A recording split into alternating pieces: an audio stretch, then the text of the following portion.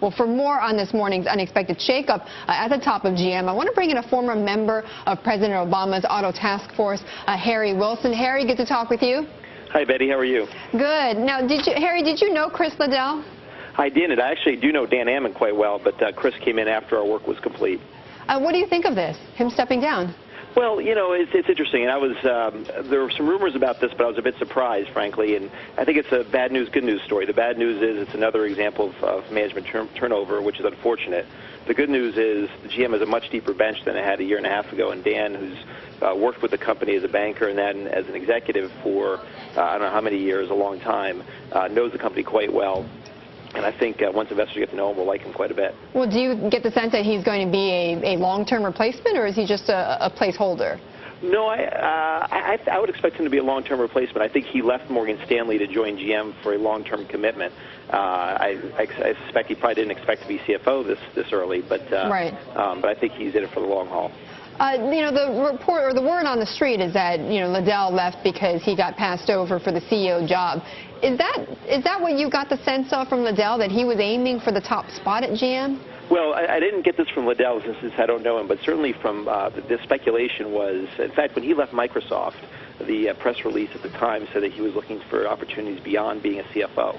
And so when he became the CFO of GM, that just fed the speculation that he was expecting to become CEO at some point in the future.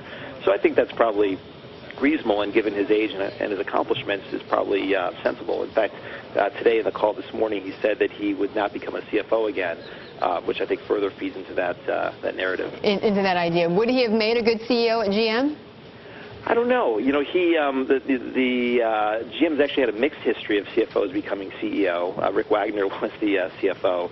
But I think that he certainly has done a good job in his 14 months at the company. It's just a question of whether he could transition from being a financial executive to really running what is a massive corporation.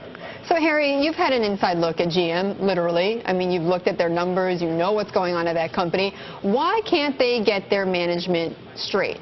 Well, it's a great question, Betty, and I think that it's two things. One is this is the biggest cultural change of any organization, I think, in American corporate history.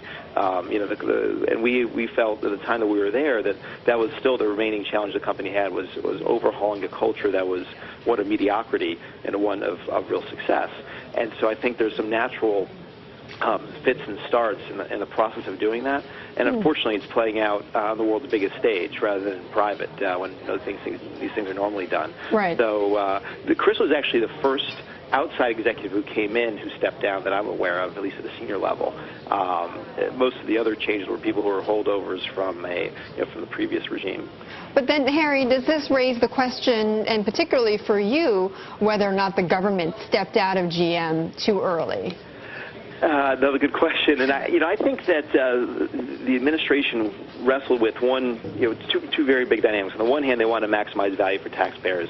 On the other hand, they were really concerned about being involved in the private sector any longer than was absolutely necessary.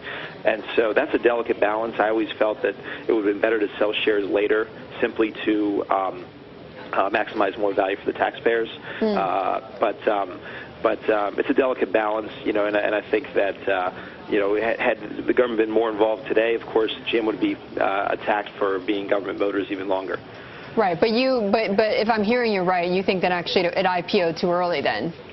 I felt it was early. I mean, I understand the desire to get the government out, which is a good thing. But I just felt there was a lot more value to be had over time, and I think this hiccup actually is a good opportunity for investors because the fundamentals of the business are still so strong.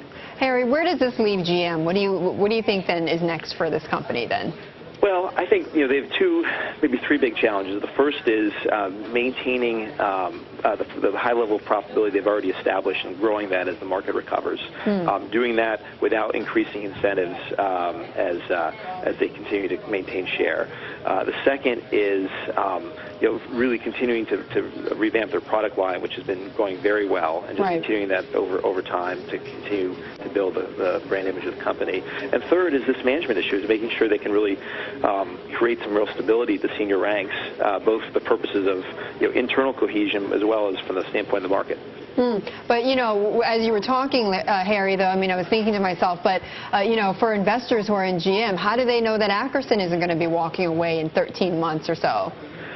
Well, no, it's a fair question, and that's of course the problem when you have a lot of turnover. I don't expect that to be the case. I think Dan took this opportunity. What he could have taken it earlier, simply Dan Eckerson, that is, simply because he did think this was the right time in his life and the right time in GM's life for this to happen. And he's a very thoughtful, careful guy. So I don't think he would have done it had he not expected to make a multi-year commitment, particularly given the recent history of CEO turnover. Right. Right. Certainly been some history, Harry. Thank you.